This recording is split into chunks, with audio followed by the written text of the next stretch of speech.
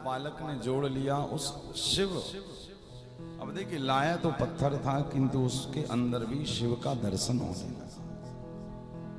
जहां जहां इनको रखा वो सब शिव हो गए। आज वो सब शिव बन गए। वो बालक भी शिवमय हो गया। उसकी मां आकर देख रही है, मां आकर देख रही है कि ये बालक 3 दिन से इस पत्थर के सामने पता नहीं क्या कर रहा है। ना भोजन किया, ना बात कर रहा है, ना जल पी रहा है, बस केवल एक मुद्रा में बैठकर और केवल चिंतन में डूबा हो। तो मां को गुस्सा आया। मां गई और उस पत्थर को उठाकर सरोवर में डाल दिया। जब सरोवर में डाला तो बालक ने नेत्र खोले तो सामने देखा कि वो शिव सामने है। नहीं, देखिए भगवान का जो शिव लिंगात्मक रूप है ना, ये साक्षात भगवान का रूप उनके लिए है जिनके अंदर भरोसा है और जिनके अंदर विश्वास नहीं है। बोले अविश्वासी यदि साक्षात बाबा विश्वनाथ भी मिल जाए तो कहेंगे आप कौन है। इसी कारण भवानी शंकरो वंदे श्रद्धा विश्वास रूपे। आज वो बालक रोता हुआ सरोवर के तट पर गया, कहने लगा माँ जब तक मुझे वो शिवलिंग नहीं मिलेगा मैं भोजन पानी कुछ भी ग्रहण नहीं करूंगा। क्यों? बोले तू समझती नहीं, वो साक्षात मेरा आराध्य देव है, मेरा इष्ट देव है। मेरे को उनसे प्रेम हो गया, मैं उनके अलावा रह नहीं सकता। माँ भी रुदन करने लगी, मुझसे बहुत भारी गलती हो गई, मैंने अपने बालक के इष्ट देवता का अपमान किया। माँ और पुत्र सरोवर के तट पर कहते हैं कई दिनों तक अश्रुपात करते रहे कि हे प्रभु अब आप मिलेंगे कैसे। माँ बहुत सारे पत्थर लाई, बोले नहीं मुझे तो वही वाला चाहिए। नेत्र बंद किए किए सरोवर के अंदर से एक मणि रूपी शिवलिंग प्रकट हो गया और शिवलिंग के अंदर से आकाशवाणी वाले शब्द निकले, पुत्र आंखें खोलो, जिस शिवलिंग को तुम्हारी मां ने फेंका था आज वो साक्षात शिव बनकर तुम्हारे सामने प्रकट हो गया है। और बाबा के उसी मुख से पंच मुख से महाकाल ऐसे शब्द उद्घोष, जब उद्घोष हुए तो उस शिवलिंग को महाकालेश्वर के रूप में स्थापित किया गया। और एक और कथा आती है बहुत अच्छी, जो अब देखिए जो महाकालेश्वर की भूमि वो अनादि कालों से, वो शिवलिंग कब का है किसी को नहीं पता। शिव जी का इस भूमि पर कब कब किस किस भावों में पूजन हुआ कोई नहीं जानता। तो लिखा हुआ है कि वो जो बालक था ना हीर का यादव, उसका नाम था, उसको नाम दिया गया श्रीकर गोप। क्या नाम दिया गया? श्रीकर।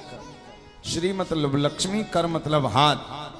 भगवान महादेव ने कहा बोले जिसके हाथ शिव जी का पूजन कर लेते हैं, शिव जी को स्पर्श कर लेते हैं, उनके हाथों में साक्षात श्री जी अखंड रूप से बैठ जाते हैं, वो सब श्रीकर बन जाते हैं। आज भगवान ने उसको श्रीकर नाम दिया, श्रीकर गोप। कहा कुछ मांग लो, कहा प्रभु अब आपने श्रीकर ही बना दिया। तो भगवान ने वरदान दिया कि आपके यहां पर 8वें वंश में 8वीं पीढ़ी में स्वयं भगवान विष्णु के एक अवतार भगवान कृष्ण होंगे। मैं आपको वरदान देता हूं। तो यहां पर यह समझिएगा कि भगवान महाकाल के कृपा के स्वरूप ही द्वापर में ठाकुर जी का प्रागट्य हुआ। कथा थी कि श्रीकर गोप के 8वें वंश में, श्रीकर गोप की 8वीं पीढ़ी में कौन आए? नंद बाबा।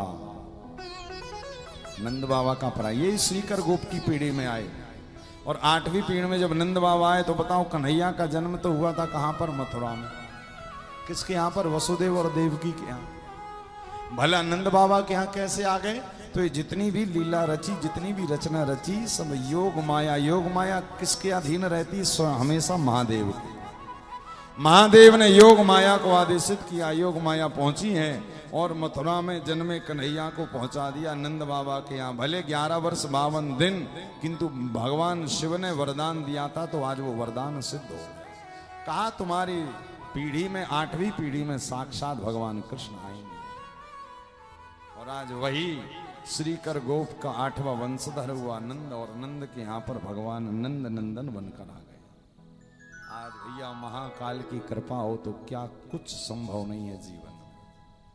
जिनकी कृपा से स्वयं भगवान कृष्ण भी इस धरती पर जन्म लेते। तो भगवान देवादिदेव महादेव की कथा अनंत है। जितनी कही जाए, जितनी सुनी जाए। तो आइए अब हम लोग कथा को विश्राम सत्र की ओर लेकर चलेंगे।